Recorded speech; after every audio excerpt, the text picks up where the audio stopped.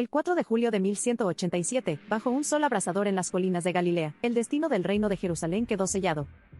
Miles de hombres exhaustos, cubiertos de polvo y desesperación, se enfrentaron a una decisión imposible: rendirse ante el sultán Saladino, o morir entre las llamas y las arenas del desierto.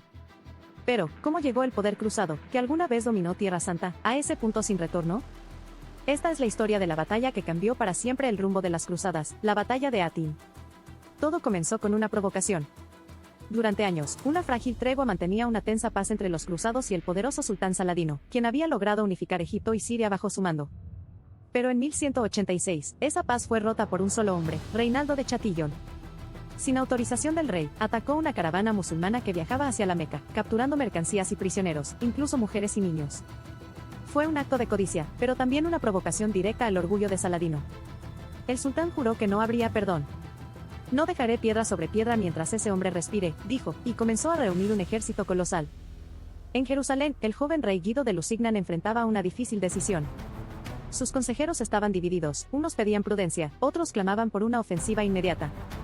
Entre los más impulsivos estaba Reinaldo, el mismo que había encendido la mecha del conflicto, y el maestre de los templarios, Gerard de Ridefort, convencido de que Dios les daría la victoria.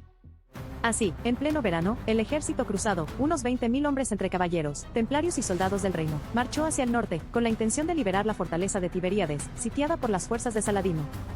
Pero lo que no sabían era que caminaban directo hacia una trampa. Saladino había previsto cada movimiento.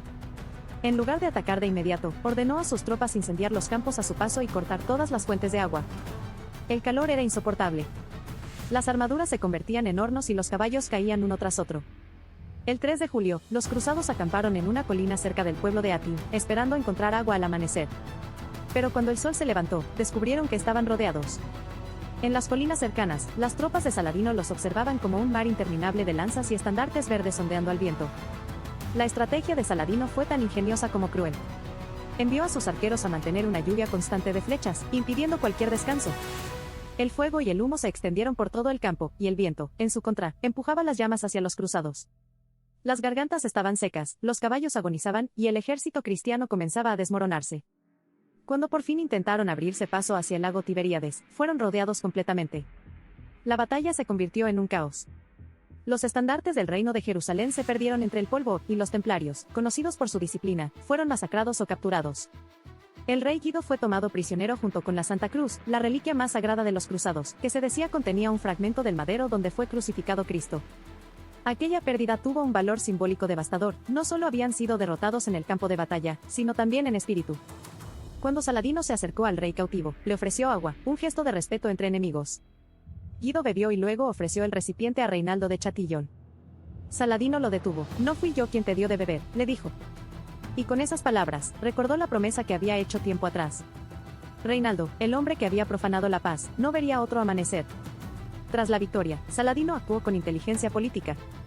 Liberó a la mayoría de los prisioneros comunes, pero mantuvo bajo control a los nobles y a los caballeros templarios. Luego, avanzó sin resistencia hacia Jerusalén.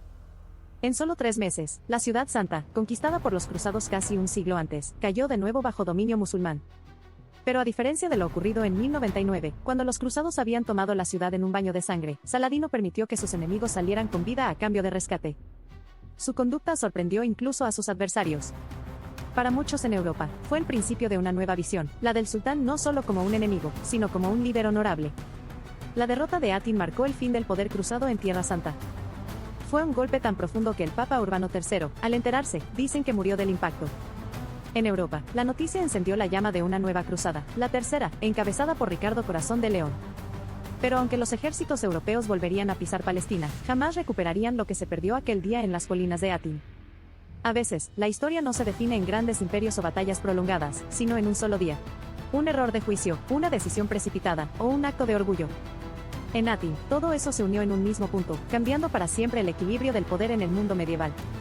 Y quizás, más que una derrota militar, fue una lección sobre la arrogancia y la previsión. Mientras los cruzados confiaban en su fuerza, Saladino confió en el tiempo, el desierto y la sed. Si te gustó esta historia, deja tu comentario y suscríbete para descubrir más batallas y hechos que transformaron el rumbo de la historia.